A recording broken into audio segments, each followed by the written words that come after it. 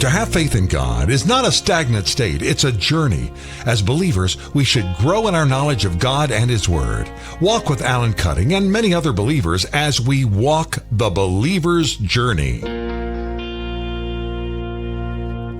Aloha, and welcome to the Believer's Journey. I want to thank everybody for joining us on this occasion, this video we're doing. And our topic today is going to be on local missions and basically living out the Great Commission locally, what we do in our own communities, our own backyard. Today I have Shane Carter, which is Executive Director for 1027. We find that's actually from Luke 10:27. That's right. And Shane was with us back in 2022, I think back in April, so he's 3 years ago.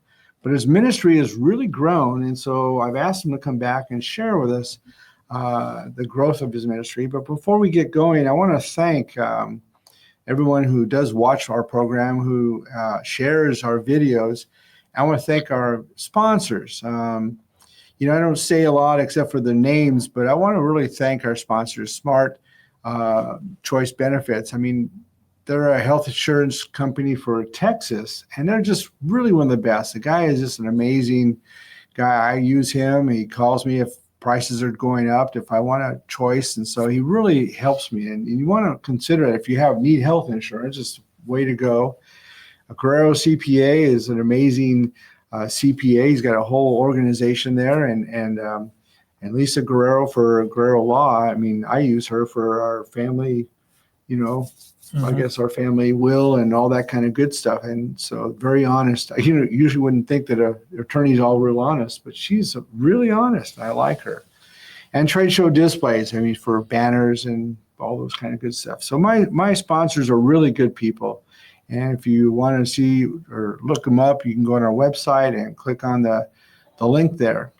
And if you haven't subscribed to our channel yet on YouTube, please do so. And if you want to write any kind of a thing in the description, comment, or have a question, please feel free. I always answer people's questions, and feel free to give us a comment. Okay, so Shane, tell us about 1027. Give us an update of what's going on. Okay, I will. I appreciate you having me back, Alan. This is a real treat for me to get to share about Project 1027. We are a ministry here in San Antonio, and we minister to senior adults who are homebound, shut in, otherwise transportation challenged. I'm sure you know, and many of your viewers will know that loneliness and social isolation is an escalating problem in America. It's particularly painful and really lethal for senior adults that are living at home by themselves. That need for human companionship doesn't go away as you get older. In fact, as you become more isolated, the CDC has come out with some really shocking statistics. One of the ones that always catches my attention is loneliness and social isolation in a senior adult population is equivalent to smoking 16 cigarettes a day. Wow. And you think about how we've looked at and began to change our view on smoking in America and the deadly consequences of smoking. Folks that are dealing with this type of isolation are at 50% higher risk for getting dementia. They end up in the emergency room a lot more because they're lonely and they call 911. So we are passionate about senior adults that are living in isolation. And what we do is this ministry is set up to go out to the individual's home, make connection with them, and really begin a friendship. In many cases, it starts with us partnering with a wonderful organization called Meals on Wheels, who delivers food to seniors, and we often ride with them and get to meet new seniors on their route. And then we'll say, hey, how would you feel about us coming back next week and sitting on the porch and visiting for a little bit? And in almost every case, the senior will say, that sounds wonderful. And we come back and we start a conversation with them that just begins as a friendship. We are a Christian organization. We are passionate about sharing the gospel of Christ. And so we find ways to have those conversations with seniors. And you'd be surprised that seniors are very interested in having that conversation. They want to talk about eternal security. They want to talk about how they grew up and in the church and what they've learned. And so it gives us a chance to pray. It gives us a chance to do a Bible study with them if they'd like to do that. We're also looking and seeing what other things might be going on in the home that we could help with. while we don't do roof repairs and we don't mow yards as part of the ministry, we see if someone's got a need like that, if there's a lot of clutter, if there's a food shortage, we have other organizations we partner with that will help get them involved. And one of the ways that I hope we'll talk today is about how the church can come out and help us. And we encourage them to come out by sometimes asking youth groups to help us mow a yard once or twice to get that going again for a senior adult. And so I want you to understand, I want the viewers to understand that we're passionate about these relationships with seniors. And that's what we do. We operate 4 Bible studies around town. We do them at places that senior adults live, like either an apartment complex, a long-term care facility. We just started this spring a wonderful virtual Bible study, and we've got a group of seniors that are logging in from their phone at home and connecting with other seniors across the country, and we're having a nice Bible study. So that's kind of the gist of what we do. I think that gives you a pretty good overview, hopefully, of what we're doing. So I guess your next step is seniordating.com. No, seniordating.com would probably help us grow the funds. We do on occasion have seniors that are interested in finding a social outing that they can get to. And we do on occasion give folks transportational rides to that. We've never done a double date for anyone, but we could consider that. That's good. My sense of humor just goes No, off. that's fine. That's a good idea. I'll run that past the board. So I know that, and we've talked about our situations, and I know that, like with my situation and watching not just senior adults, but anybody who gets in a place of loneliness, you almost get a situation where your self-esteem becomes lower. Right. And to me, a low self-esteem is deadly. It is. It's probably what, in my opinion, if you look at most alcoholics or drug addicts or people have problems, you have a basic root problem, and one of them is going to be low self-esteem. Right. You're absolutely right. And I can tell you, because of my background in healthcare, that I've learned that one of the things the CDC and other organizations has a hard time tracking is what you would call senior adult suicide, which is a rising problem in America, but it's hard to track it. Because for younger folks who contemplate and consider suicide, they take actions that you can see. For a senior adult that's lonely and isolated, they will stop taking their pills and they'll stop eating. So when they present to the emergency room, it doesn't look like a suicide. It looks like heart failure, looks like diabetes, looks like malnutrition. And in reality, what you've seen is the senior slowly killing themselves. And so we recognize that is a crisis, and we try to intervene early and get into homes with seniors and have conversations about, are you lonely? Are you feeling like you don't matter? And we want to reinforce in them that your community around you does still care for you. We like to get them involved in reconnected to the church that they would like to get connected to. Maybe they can join some of their online services. Maybe we can and we often talk to churches and say, do you have a deacon or someone that could pick up my friend Fred once or twice a month and get him over there and get him involved? So we want to be a player in that space. So I have a question for you. This is a real situation. Okay. So my mom moved in with me, and yes, you can feel sorry for me. It's really hard. But she left a life and a lifestyle where she lived in California to come here, where she doesn't want to start all over. She's 88. Okay. She doesn't really want to start over because she left everything there. And here it's really hard. Now, I know my grandmother years ago, when she moved, she didn't want to start all over. It was something about that. Yeah. However, she's in a spot where she feels there's nothing to do, nowhere to go, nothing for her. But when you say, well, there's this, and that, then the excuse is, well, I'm just not there. Mm-hmm. And so the depression falls in, and then it's like they got to talk to the doctor about depression, and so they take those kind of pills or whatever it is. So how do you get somebody who moves? Because I'm sure this is true all over the country, where their parent is having to move back from somewhere, right, and have a brand new life or a brand new non-life. Mm-hmm. How do you get them going? it's hard. It's a little bit of a challenge, but let me give you a couple of pieces of advice that I have seen that's been effective with seniors that are either living with you or maybe a neighbor that you know that doesn't want to get out of the house. So you're going to have little success if you say to that senior in your life, hey, I'd like you to go over to the senior center, or I'd like you to go over to the church group. What I would encourage you to do is go with them the first time and say, let's go get lunch tomorrow, Mom. And she doesn't need to know at that point, unless you want to tell her, that you're going to go to the senior center for lunch. And you show up at the senior center. There's a wonderful one out in Bulverde. I know where you live. I'm great partners with the Bulverde Spring Branch Senior Activity Center. Wonderful people. And maybe you go and have lunch out there once or twice, because there's going to be other seniors sitting around, and then you almost facilitate some conversations with your mom, with other seniors. The other thing that I've seen effective is, instead of maybe getting mom to an event, invite an event to your home once. Invite a couple of seniors that we could help you meet, or maybe the senior center would help you meet, and invite them over to play canasta one night with your mom at the house. Then she meets a couple of folks, and then she might be more likely to go with you to the senior center. Same thing's true for church. It's very hard to get a senior to say, go with me to a small group meeting at church. But what you could do is maybe have the small group meeting at your house one week, invite your mom to it, let her get engaged, do that a couple of times, and maybe she'd be right to go. So you almost have to do it in a way that you might consider doing with a younger child that you've been raising, and helping facilitate these conversations. Because for many seniors that have lived in loneliness and isolation for a long period of time, they've forgotten some of those social skills. They've forgotten how to instigate a conversation with someone. And so sometimes you have to help hold a hand and do it. That'd be a couple of tips I'd give you. Well, coming to a small group is not hard for me because I'm the teacher. You're the teacher. Well, say so. Now, she may say, well, gee, I don't want to come because it's not folks my age. So you might see if you could encourage an older senior at your church to join your group. Yeah, we have that. We have her close to her age. You got her covered. Yeah, we have from 40 all the way to her age. Yeah.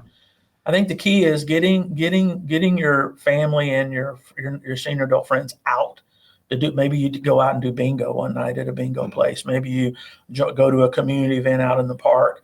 I keep referencing Bulverde because that's where I live, but they have a wonderful music in the park in the spring and the summer where you come. So getting her out into those social situations with you, probably to start, and then over time you can build some friendships. And even if she's just coming into her senior center or anyone's senior center in their neighborhood once or twice a week for lunch, that's a big deal. Yeah. Even that 30-minute conversation, maybe the only one she talks with is the receptionist and the director of activities there, and another senior, but just that conversation make a big difference. Yeah. My wife and I are just now starting every other Thursday night kind of a game night. Yeah. So she can take part in that. And that would be something. That's an excellent idea. I think that will be very beneficial. You'll see her probably participate. She'll be very distant at first maybe, but she'll participate. And that's a good way to kind of bring her out of her shell. Whereas probably when you were younger, she had to work on bringing you out of your shell. Now you get to do it for your mom. It's harder. Maybe, yeah. So tell me, with 1027, the organizations, where's your reach? Good question. We currently, we've been 5 years. So we started 5 years in 2020 in the summer of 20. So we're 5 years old. Currently, we have about 106 seniors on our list. And what that means is we've adopted them, if you will, and we're committed to being in their home once or twice a month. We're committed to have card writers write handwritten cards and letters to them. We're committed to pray for them and encourage them through Bible study. Most of those seniors are up the 281 corridor, if you think in terms of about 1604 all the way up to Canyon Lake. That's where most of our seniors are at. Why there? Well, I live there. A number of our volunteers who support our work live there. A number of the churches that partner with us, like your church, the Fellowship and Verse by Verse Fellowship, where I go, Crossbridge, CBC are in that area. So that's where we've grown. We could expand and want to expand all across the city, but we'll need to build a bigger structure to do that, and we'll need more volunteer support. We have seniors that call us from SeaWorld and Floresville and places like that, and it's just hard for us to accept them at this time because they're really out of our wheelhouse of where we're serving currently. Floresville, that's pretty far away. It is far in, but people would like to have services out there, and we'd like to connect with the senior centers there. But we need some more volunteers to help us stand that up. And so how do you build your volunteer base? We build our volunteer base through, we do monthly events at nursing homes in the Bulverde area, and we do craft and bingo on Saturday mornings, and we encourage churches. We work cooperatively with churches to say, would you spread the word to your membership? And then as we build more people coming, then we can expand our base. We're probably going to expand next out towards the northeast side of town, towards Live Oak and Judson area. We've had some volunteers come to us that would like to work out there. So maybe someone watching the show in San Antonio would say, I'm passionate about seniors. I'd like to help you. And I live out by SeaWorld. I'd love to talk to them and see if we can't find a way to at least start something out there at maybe the senior center, a Bible study, or maybe start with taking on a handful of seniors out there. I don't think that the senior problem is just even related to us as a local area or even a national area. I think there's problems or the situation is at hand internationally. I know when we go to Moldova, we're really close to a particular family, and their father passed away several years ago, and the mother's been on her own, but now the two boys, there's two of them, are talking that one of them is going to have to take their mom in. Right. She doesn't want to do any of that, but they're going to have to make it happen. So it's not just in the United States. It's everywhere. I think we have this. One of the interesting things is that I teach on the commandment, to honor your father and mother. I think one of the mistakes that we run into as adults, we say, well, that means that children, you have to obey your parents. But really, the commandments were written to adults. Yeah. Right. So that kind of means that we need to take care of our parents. Sure. And honor our parents. And so when you look at historically what happened, well, people took care of their family. People took care of their parents as they got older. Yeah.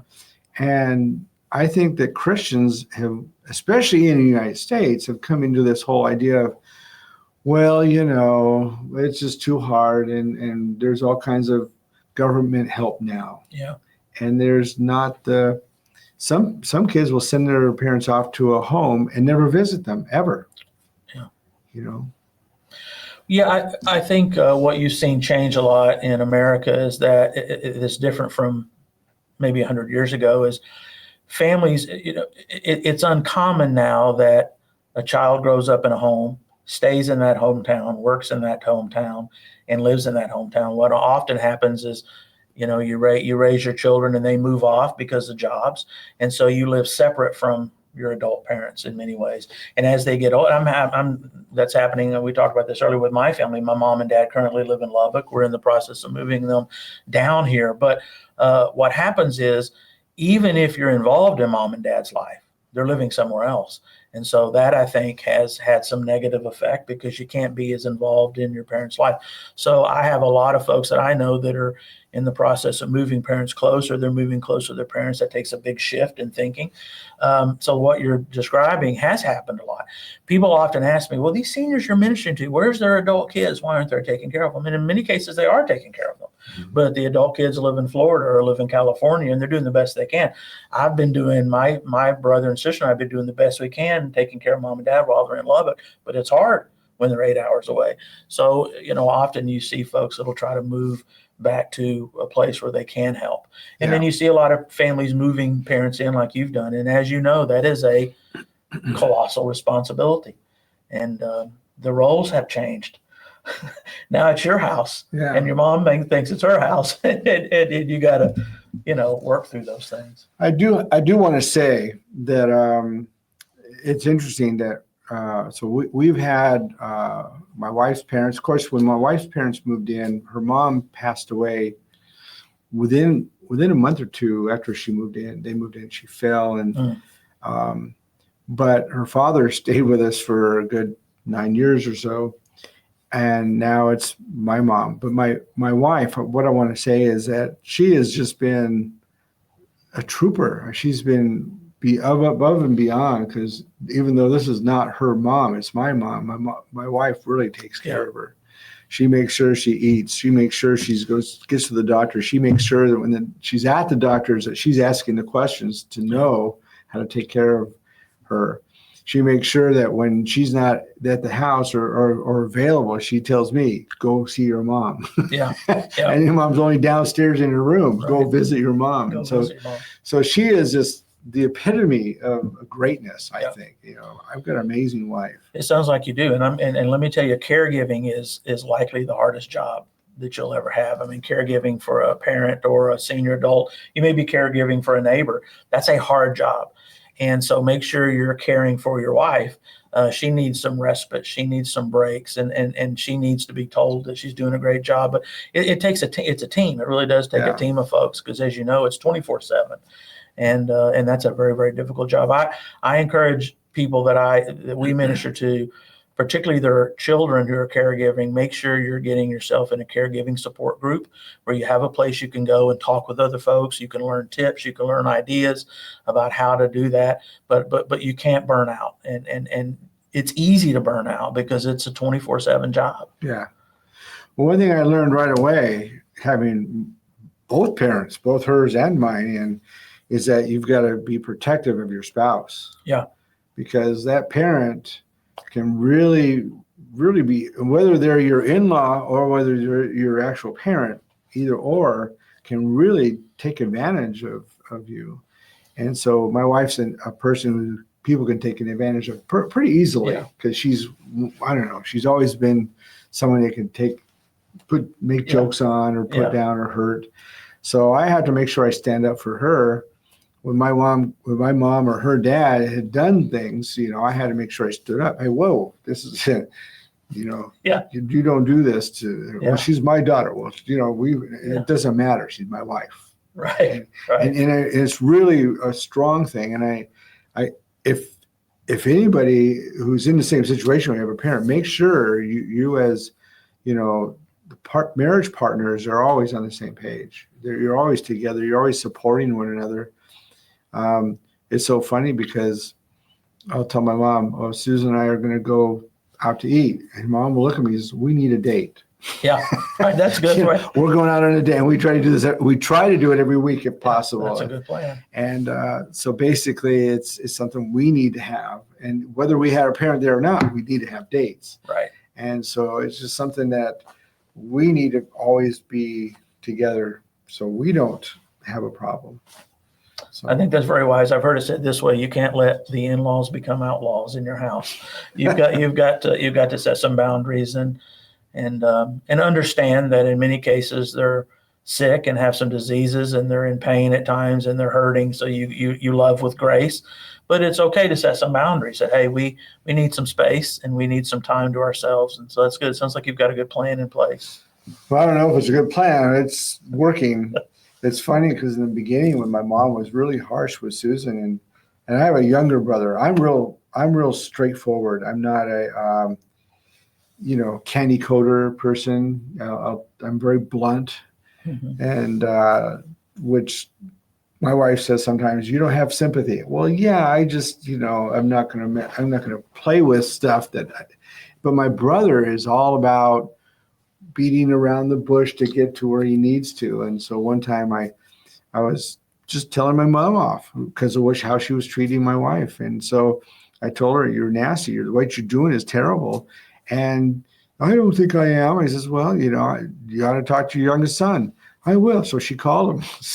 And as he's beating around the bush, he happened to say to her, "I know that, you're great, Mom." He says, Alan just, he's the kind of person who's going to be a straight shooter. He's not going to beat around the bush. If he's telling you you're nasty, believe me, you are." Because Alan's not going to pull punches. And my mom was shocked, that Glenn said that. So it was like really funny that my brother, who really doesn't want to make waves, he will step up if it needs to be. Yeah. I think that's kind of cool. That is good.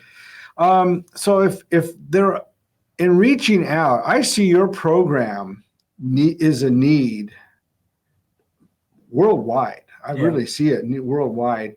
So if there is a group in San Antonio on the south side, west side, east side, whatever, or somewhere in Dallas or somewhere in California or somewhere in New York or Moldova or somewhere who needs your program, do you have help to walk somebody through to help other people start or help a program to do this? Yes, we'd love to help folks do this. I mean, we're not territorial in the sense that we share Jerusalem that we live, and we share outside of this state. So we'd be happy to talk to folks that want to start this in another city. We have ideas and plans to duplicate what we're doing in other places. But as you know, it's always a function of bandwidth, money, time.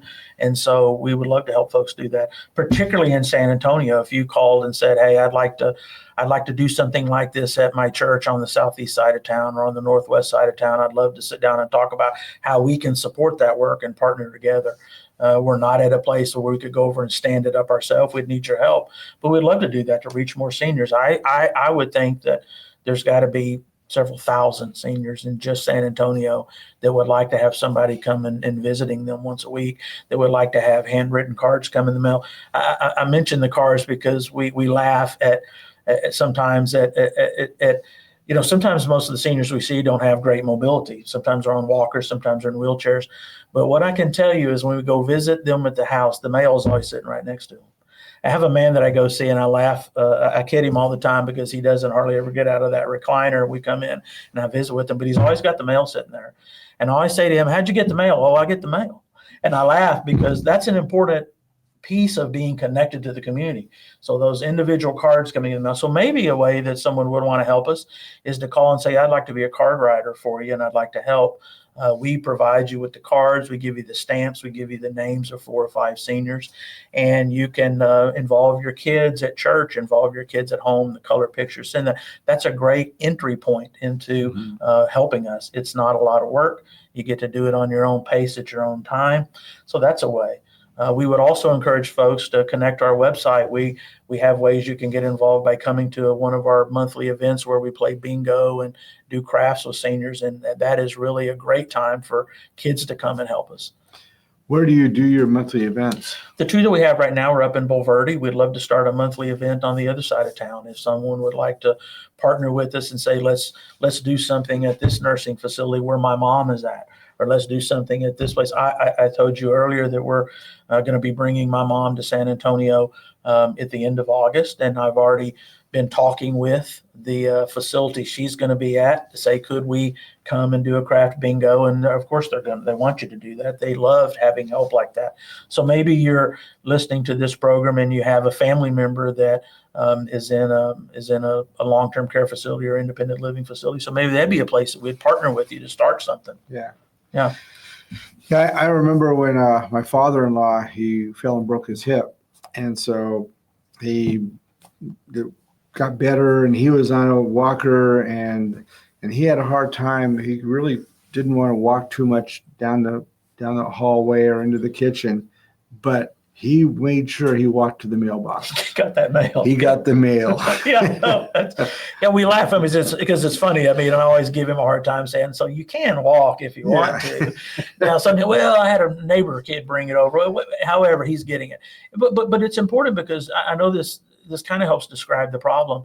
For some of my seniors, just the fact that someone is writing to them is so meaningful. And they'll often have this card and the pictures that the kid has sent up on their refrigerator as if it was their grandchildren. Yeah. So that is evidence to us that those touches are very meaningful. Okay, I want to ask you because I've talked to you before in the past about this, but tell our audience, how did you and why did you get involved with this? Good question. I had been a healthcare executive for 26 years, and I had done well doing that financially, and we had decided to move back to San Antonio, and we did that. And I was talking with the Lord about getting involved in ministry, but I didn't know where and I didn't know how.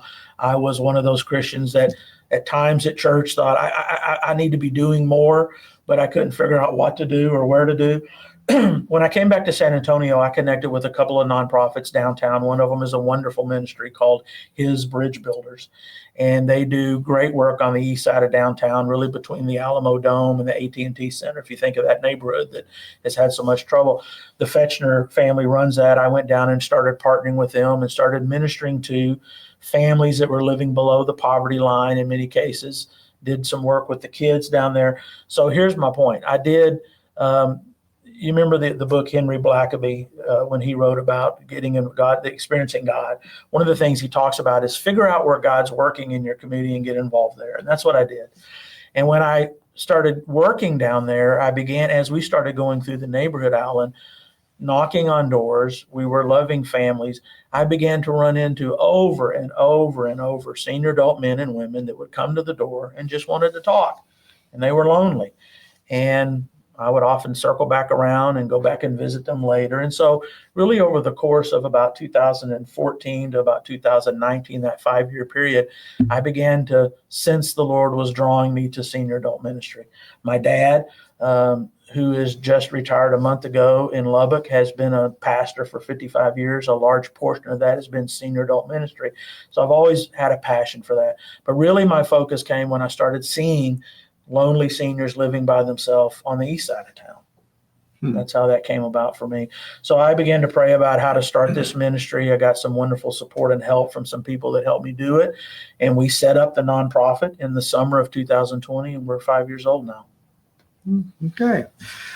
I know that there are churches a few churches I know of that have a lunch time where they have a potluck and then they have games. Right. Maybe you'll have 20, 30, 15 different senior adults come out and they'll be eating, but they'll have 3 or 4 playing a game over here, board game, a card game, and different stuff. And those will be maybe once a week. There are a couple I know they have once every other week. And this is a good thing. So if you're a church, needing to build a senior adult ministry, this is something that's a good start. I think it is a good start. And what I would encourage that church and that senior adult pastor is keep doing what you're doing, but also think about the seniors that aren't mobile and can't get to that event. How could you engage them? Maybe you ask the participants that are coming on Tuesday night for that event, would each of you consider once a month picking up a senior adult that's connected to this church that can't drive, that has a hard time getting there? Would you bring them? Would you personally go invite them and bring them? And maybe that would be a way to get another 5, 6, 8 senior adults involved, because there's likely senior adults that are connected to your church that are homebound that would like to go, but they can't go. Why? Well, because I can't drive, or someone's got to pick me up, or they feel like they're not wanted. Whereas if you, as Alan was part of that group, if you call and said, hey, this is Alan, and I got your name from the church, and I don't think I've met you before, but we have a senior adult event. How would you feel about me picking you up? I bet you'd be surprised that you get a lot of yeses. Yeah, because I know my mom, I try to get her to these things, and our problem is because we take her everywhere. She keeps saying, oh, you guys are so busy. Well, we are really busy, but I tell her, but we're here to take you where you want to go. And so I think she stops at the point of asking us to take her to these functions.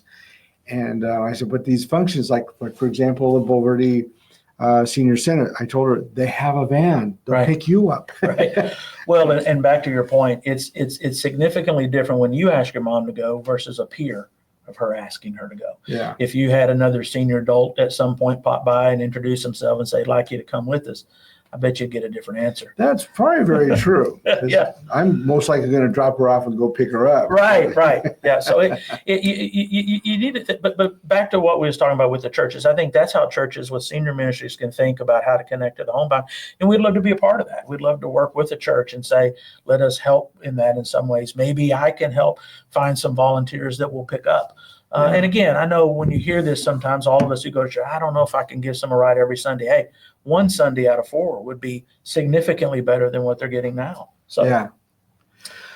Well, if anybody's interested in finding out more about 1027, Project 1027, on our screen there, you should be able to see the phone number. You'll see the website. You can contact Shane or anybody else.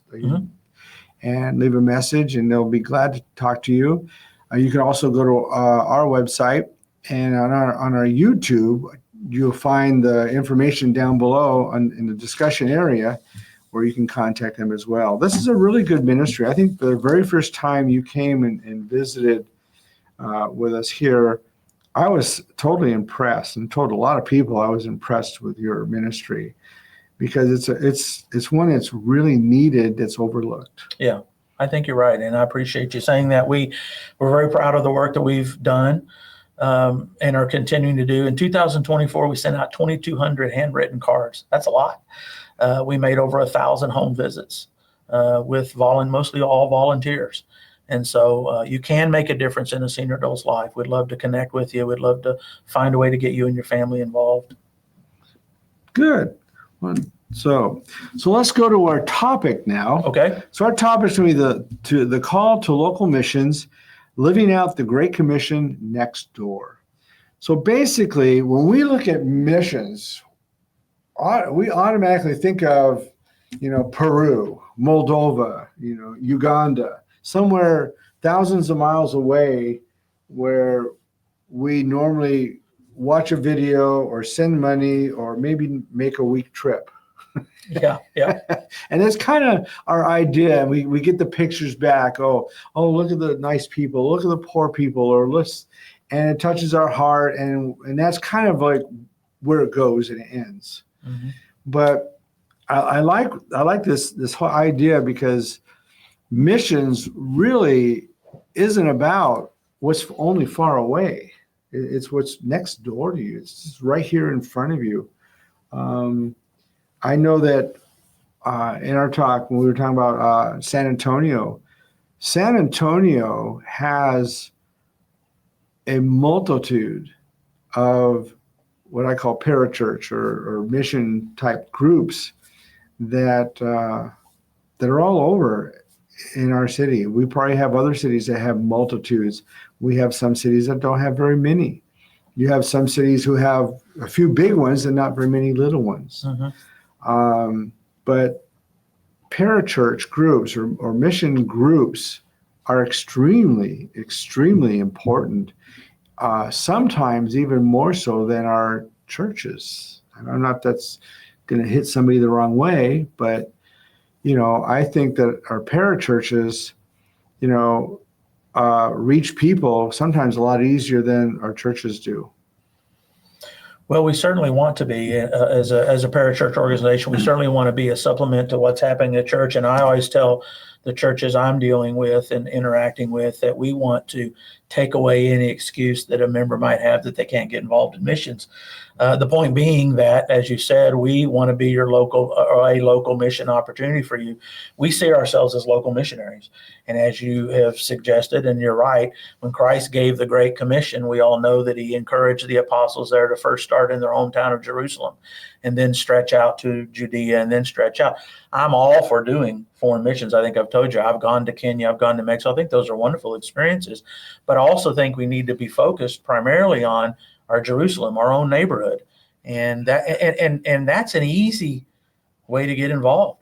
I tell folks all the time, you don't have to buy a plane ticket. You get to sleep in your own bed. The only cost is gasoline to get to the senior. And so it is good, and you can be more involved. And I would argue you can get your family more involved because it's local. So we are passionate about doing things locally. And I agree with you. I think that we all have missed at times the opportunity to do missions in our own hometown. It's very important.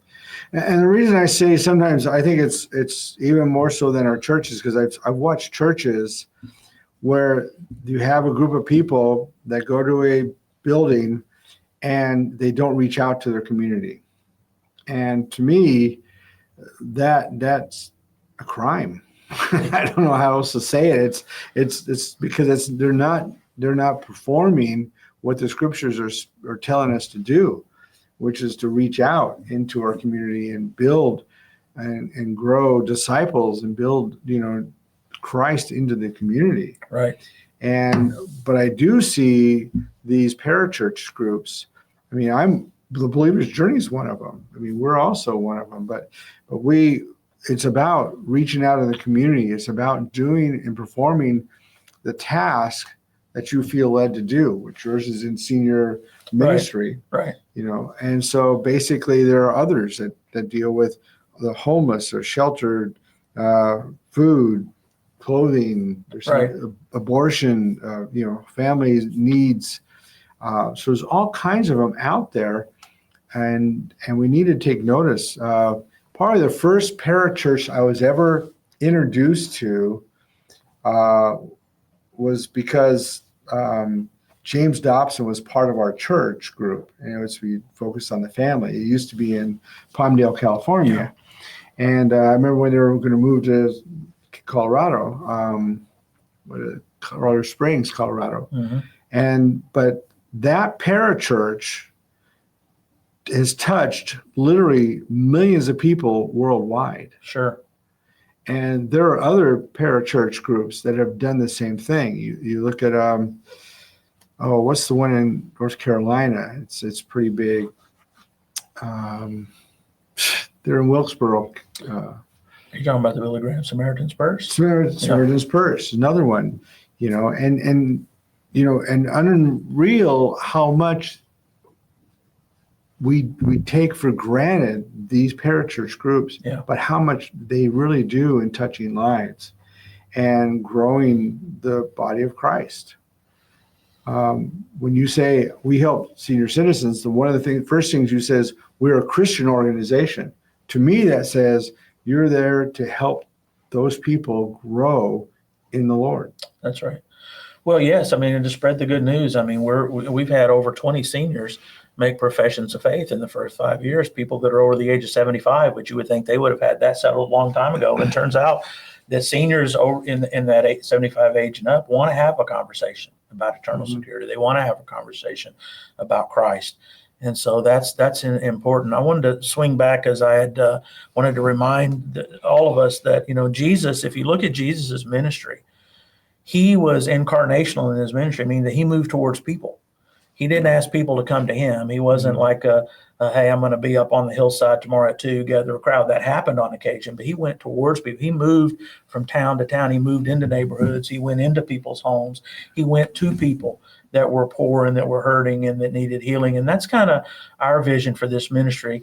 There are a lot of organizations where a senior can go to a location, and we support many of those, but we feel like it's important to go to the senior. Let's find out where they're living and go there, because that's where you'll often find the hurting, is when you take it to the home and go to the home. And I think that if we're smart as Christian type people, we should be, we would support these organizations that have popped up that reach out to the community because they are meeting special needs of all people. Yeah. And whether it has to do with your age or whether you're a shut-in, whether you're lost your home, you have nowhere to live, whether you just have no food, whatever it could be, whether you're somebody now who is going to be a parent. There's all kinds of situations, and we need to be sensitive to that. There are too many Christians that think, well, if somebody isn't doing what they're supposed to do, they're just lazy. Well, that's a terrible way to look at it. And there's a lot of reasons why people are where they are. My grandmother, which probably has had most influence in my life, especially growing up, at 90 years old, she asked me, so what's this thing about heaven and hell? Oh, wow. So I told her, and I was real blunt about it. That's the way I am. Oh, you are. And so it was pretty interesting. But yeah, people have questions about, especially when you get to be older, you have questions about the afterlife. Sure. A lot of people tend to stay away from it, shy away from it because, we're afraid of the unknown. So we just don't talk about it. And until it gets to a point where we're thinking, hey, I'm going to be there soon. I need to know what's there. Yeah. And so we have a lot of discussion, but we have that with so many different people. And I think it's important we realize, yes, Jesus went to the people, but he went to all people. Right. However, I do notice in the scripture that when he did go to those who were leaders, like the Pharisees, like the scribes, when they just bashed him and went after him, he eventually just stopped talking to them. Yeah, he just moved on. Right? Yeah, well, what's the point? So he went on and he reached the people of the masses because they were hungry. And I think we need to realize there are people out there who are hungry. Yeah. They want to know the good news. They may not even know what the good news is, or that they do want the good news, but they do want it. Right. And I think that, if we're sensitive enough, we'll realize that we need to be part of that mission movement of Jesus to offer the good news. Right. I agree. I 100% agree. I would say to all the viewers, you don't have to cross an ocean to be a missionary. I mean, you don't have to get on a plane to be a missionary. All you got to do is walk across the street in your neighborhood. Maybe you got to show up at a nursing home in your neighborhood. Maybe you just visit with a neighbor. I mean, you really can do that. And that's important, to be a missionary in your own neighborhood. A very, very important thing to do. Yeah. It's funny. The believer's journey, we started off to be just a simple teaching ministry. That's basically how we started. And all of a sudden, within a few years, we were asked to go to Moldova to teach. And by a mistake I made the mistake of making my reservation a week early, and I had nothing to do. And so a group there, Campus Crusade, says, we'll put you to work. And they literally put me to work. And that became the beginning, the birth of the believer's journey, going to Moldova to do all kinds of work. And now we support financially missionaries there. We also teach people now in Pakistan, and we support people there financially. We have a group here that we support financially, those who are in ministries who work with homeless and things like that. So we're involved very strongly in missions, whether it be here locally or overseas, whether we go to the country, because we now live in Slovenia as well. So whether we go to the countries or whether we don't go to the countries, we just do it by Zoom. We're still reaching out to them in different ways of ministry, other than just teaching, but in actual, these people got their houses burned down. How can we help? Yeah. Oh, they need food. Let's see if we can send you what you need for food. So there's something there that's above and beyond, because Jesus didn't just walk through and preach. Yeah. I mean, he met needs for people who were hungry, who were blind, who couldn't walk.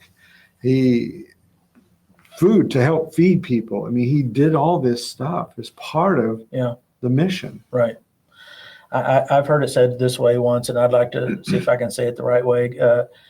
If you see a need in the community, if something touches you, or you see a need of humanity, and then God has placed the resources within your means to help meet that need, then it seems to me that constitutes a calling. What I mean by that is if I look and I see homeless in my neighborhood, and I have the ability to help facilitate some improvement in their life by helping, then why would I not accept that calling and do it? It doesn't mean I'm going to necessarily become a homeless missionary, but I'm saying when needs land in front of us, often I think sometimes we think, well, the church needs to address that, or Red Cross needs to address that. And I try to challenge myself, well, why can't I address that myself? Meaning that mission work is not a program at church. Like you just described, for you, it becomes a way of life. And an effective missionary has incorporated that into their life. Not all missionaries are going to go to Africa. A lot of missionaries are going to be called to work in their own neighborhood, and it may look and smell slightly different every day. I may decide that I need to help a neighbor down the street whose house has burned down, and that may be my missional calling for the next couple months, right? Or I may be touched by the floods that happened in Kerrville, and I feel like my calling is to go out and participate in that. The point is when the Lord puts those needs on our hearts, we respond. We respond. I read a book by David Platt a couple of years ago called Radical. And I loved a quote that he had in there. He says, I finally came to the conclusion that the The Great Commission that Christ gave had the authority to interrupt my life.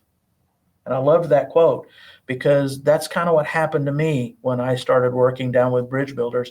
Before I started this ministry, I came to the conclusion that this mandate that I had been given by Christ, called the Great Commission, has the authority to interrupt the life I had planned, which was just to have a nice life and raise a family. That's how we all kind of tend to.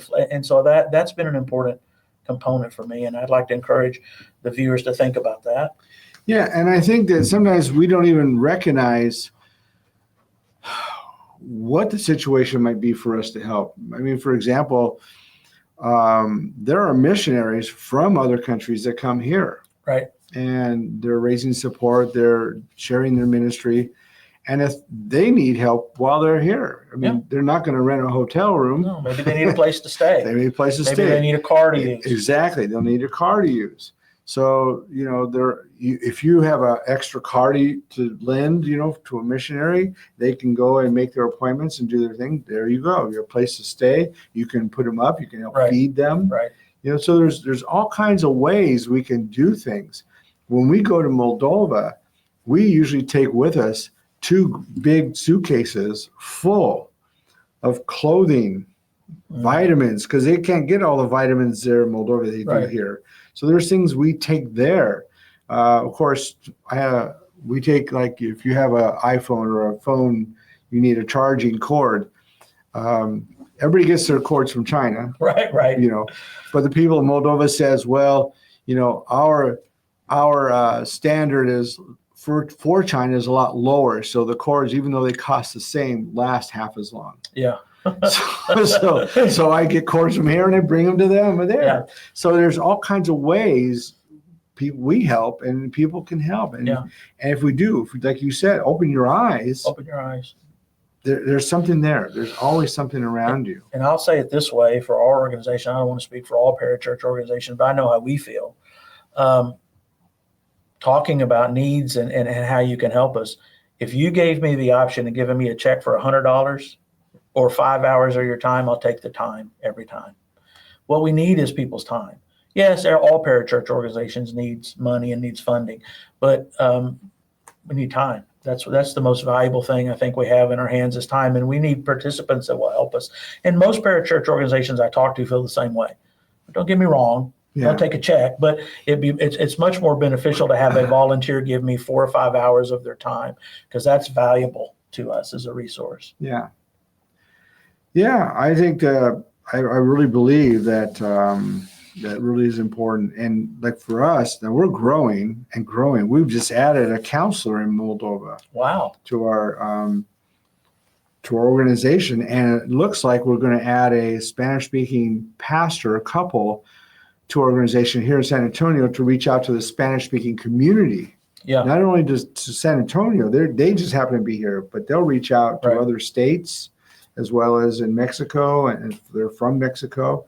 So they have this whole thing going on that the Believer's Journey is adding to our ministry. And you know what? I'm not even opening these doors. It's like they're coming to me, and it's like, God, why? What's going on? I mean, I didn't realize that I was doing anything special to be added to.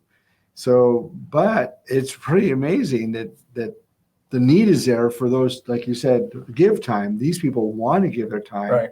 And sometimes they don't know where to go, or they don't have a venue to work in to give time. Like, where do we go to volunteer? Right. Well, you have right here a place you can volunteer with 1027, and there's all kinds of places. And it doesn't matter if you're in the United States, San Antonio, or if you're in Moldova. I know there's need in Slovenia. We go to Slovenia every year now, and there's a need there. Yeah. So it's all over. Christ has gifted each of us some unique skills. Mm-hmm. And when volunteers come to us, one of my jobs as executive director is to evaluate what skills they've got. And maybe that person has skills in doing carpentry work, and maybe we can put them to work helping fix a ramp at a senior adult's home. Maybe someone has a skill, just general maintenance skills, that we got some work for you. Maybe a person has been gifted in counseling. They've been a counselor or a chaplain. That's a wonderful skill that we need. So you'll find that when you get drawn to the work the Lord is asking you to do, that He's already equipped you to do that.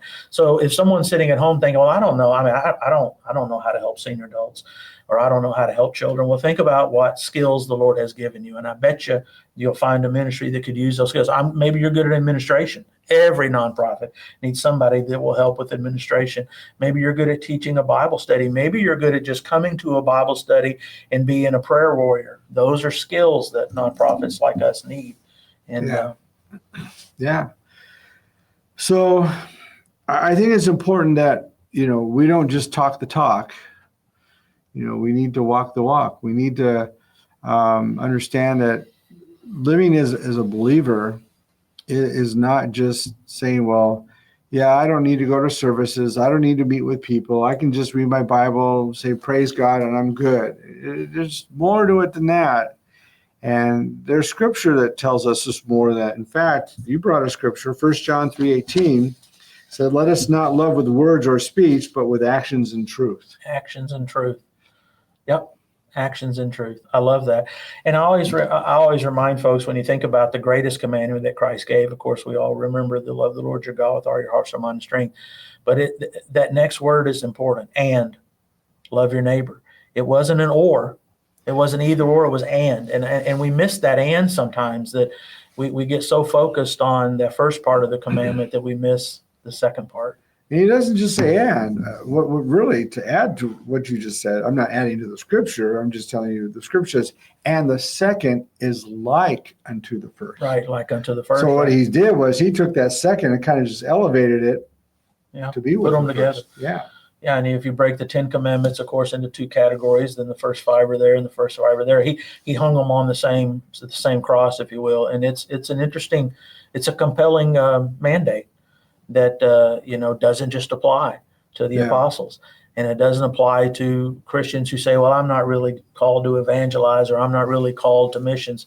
Well, you are called to both, actually, and it's not an option for us. So, I'm not saying that judgmentally. I mean, listen, I spent a good portion of my adult life focused on career and family and those things, and it wasn't until I heard from the Lord that He wanted more for me from that, and my life has changed after that, Alan. I mean, my relationship with the Lord has gotten significantly closer when I've decided to get out of the pew and start participating. We don't need a lot of watchers in Christianity right now. In the world today, we need action. We need people that are getting involved. I want to make a quick comment about younger folks, because I think part of why, in some ways, the Christian church in America has lost some of the younger generation is they don't see the church out doing as much in the community that they, I have younger children, and I have folks that I know, and there are arguments in our younger segment of our population who'll say, well, I want to give my time and money to the Red Cross because I can see what they're doing, or I want to give my money and time to other organizations. I see what they're doing. Well, that's a bit of an indictment on the church, because if you can't see the church doing that, then we should be doing that. Yeah. My point being, we need to be more engaged as the American Christian church in social stuff that's going on. I'm not talking about social movements. I'm talking about the problems of society, because I think the younger generation wants to get involved. Matter of fact, I saw a recent study that this younger generation is sloping towards being at the volunteerism at the same type of rate that the greatest generation did. Why is that? Because they see important social issues and they want to help. I think organizations like yours and mine and these others can participate in that growth with younger folks. That's pretty cool. Yeah, I think that we really need. I've been teaching on the 10 Commandments on Sundays. On the parables of Jesus, and we're on the parable of the talents right now, and so there are now a lot of questions about our talents and what do we do and where do we find what we need to do, and so this is actually a good discussion for them to look at, because if something's out there and you need, there are needs definitely out there to participate in. And it doesn't matter how you do it. I mean, I'm happy when people take my video and they just share it with somebody else. Yeah, sure. I mean, it just gets passed on. And so to me, it's all about ministry, and ministry should be a real pure thing. And unfortunately, we see a lot going on in our country or world that's distorted ministry. But ministry needs to be a pure thing. Jesus set the example, and we need to follow that example. Not just Jesus showed an example of ministry. And we look at Samuel or some of these others, it was a pure thing. And I think it's important we see that. Elisha was a good example. So we need to look past and not get involved in the areas where we see these ministers or people taking advantage of ministry, but we need to support those who really work ministry in a pure sense. Okay. Well, thanks so much for joining me today. I really appreciate it. I appreciate you too. Thank you for having us. I'm so glad to see you every time I see you in our little tables. Yeah, that's good. That's good. My stuff's out there. Our stuff's out there. Well, everyone, I thank you for joining us today. Do write a comment, or if you need to ask a question, I'll be glad to answer it and help us out. We'll help you out. You all have a wonderful day. You have a wonderful week. Aloha.